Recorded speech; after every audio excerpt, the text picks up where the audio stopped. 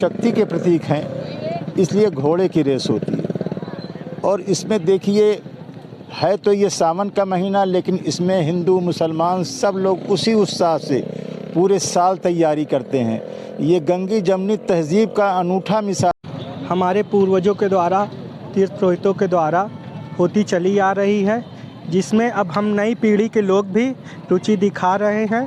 और 200 साल पुरानी परंपरा गहरेबाजी का किया गया निर्वहन। 10 घोड़ों ने एक साथ लगाई दौड़, देखने के लिए लोगों की उमड़ी हुजूम।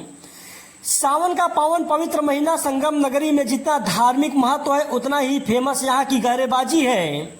सावन का महीना शिव की आराधना के लिए जाना जाता है, लेकिन इस महीने में होने वाली गहरेबाजी का भी अपना एक अलग देखने को मिलता है।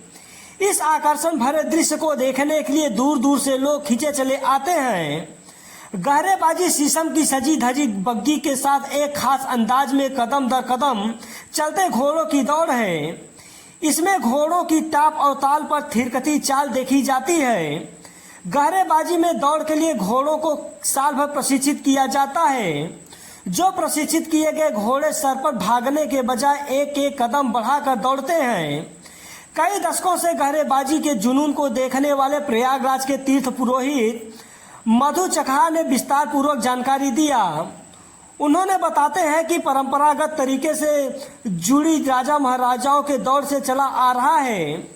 पुरोहित समाज की माने तो गहरेबाजी की परंपरा महाराजा हर्षवर्धन के जमाने से चली आ रही है।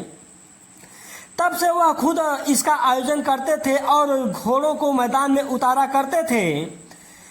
प्रयागराज गहरेबाजी संघ के सदस्य बदरे आलम ने बताया कि प्रयागराज में गहरेबाजी की शुरुआत 200 साल पहले की गई थी। उस समय यहाँ के पुरोहित पंडे ही इसमें शामिल हुआ करते थे, लेकिन बाद में पटेल, यादव, चौरसिया, पंजाबी और मुस्लिम समाज के लोगों ने इसमें बढ़ चढ़ कर हिस्सा लेने लगे। उन्होंने बताया कि घोड़ों की चाल में सिंधी, मादरी, डुलकी और चौटाला चाल शामिल है। सावन के पावन पवित्र माह में कई सौ साल से यहाँ गहरेबाजी का गढ़ माना जाता चला आ रहा है। एक या दो नहीं बल्कि 5-5 राउंड तीर्थ पुरोहितों व मुस्लिम समाज के लोगों के द्वारा गहरेबाजी की जाती है।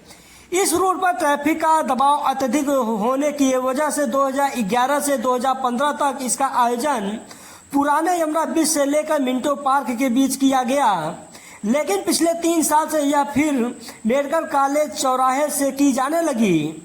वहीं अब यह गहरेबाजी अरैल रोड, नए यमुना ब्रिज और पुराने यमुना ब्रिज के मध्य में होने लगा है।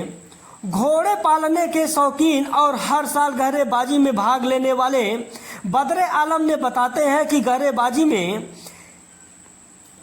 सिंधी नस्ल के घोड़े सबसे अधिक सफल हैं, क्योंकि इसमें कदम दर कदम चलने का जन्मदार गुण होता है, जबकि काठियावाड़, पंजाब, मारवाड़ और अंग्रेजी नस्ल के घोड़ों को कदमबाजी सिखानी पड़ती है।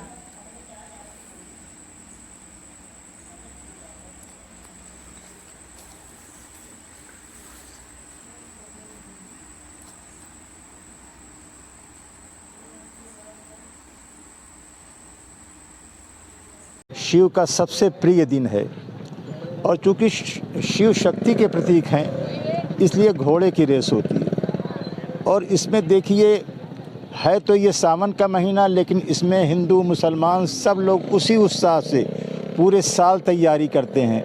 ये गंगी जमनी तहजीब का अनूठा मिसाल है इलाहाबाद प्रयागराज। इसमें ये रेस जो है दोनों के मेल मिलाप की रेस है। जो घोड़ा अच्छा चल रहा है सब उसकी तारीफ़ करेंगे, चाहे वो किसी का हो। ये बात पूरे हिंदुस्तान में अकेली है प्रयागराज में, और सब उसी उत्साह से 1 साल तक इसका इंतज़ार करते हैं कि ये आवे। लेकिन अब की भीड़ के वजह से ये बाहर हो गई, नए प्रयाग के अंदर होती थी पिपरहिया रोड पे। और इसका शुरुआत जो है तीर्थ पुरोहित जो पंडा लोग हैं उन्होंने शुरू किया इसको, भरद्वाज लोगों ने, और अब तो वो परंपरा बनी हुई है और चल रही है। अब की ऐसा संयोग है कि 2 महीने में सावन रहेगा तो 8 सोमवार होंगे। 8 बार घोड़े दौड़ेंगे। ये रेस नहीं है बल्कि ये शो मैच है, बारी बारी घोड़े दौड़ते हैं। गहरेबाजी कहते हैं। हाँ, गहरेबाजी इसलिए कदमबाजी। अगर आप जिस तरह से रेस कोर्स में देख रहे हैं सरपट, अगर सरपट दौड़े तो फाउल हैं। बारी बारी कदम रखना है, ये बड़ी मुश्किल बात है, ये बड़ी क्लासिकल बात है। किस तरीके से घोड़ों को तैयार करा जाता है? ये देखिए, घोड़ों को तैयार करने में उसका जो चालक है, जो सवार है, वो उसको तैयार करता। कुछ घोड़े जो वहाँ से आते हैं राजस्थान से, तो वो चूँकि बालू पे चले होते हैं, वो सरपट नहीं भाग सकते, वो मादरी चाल है कि बारी बारी रखते हैं। तो वहाँ के घोड़े जो सिंधी हैं वो ज़्यादा कारगर हैं इस रेस में। एक विशेष तरह की इनकी चाल होती है। हाँ, ये जो इसी को गहरेबाजी कह लीजिए या कदमबाजी, दोनों एक ही बात है।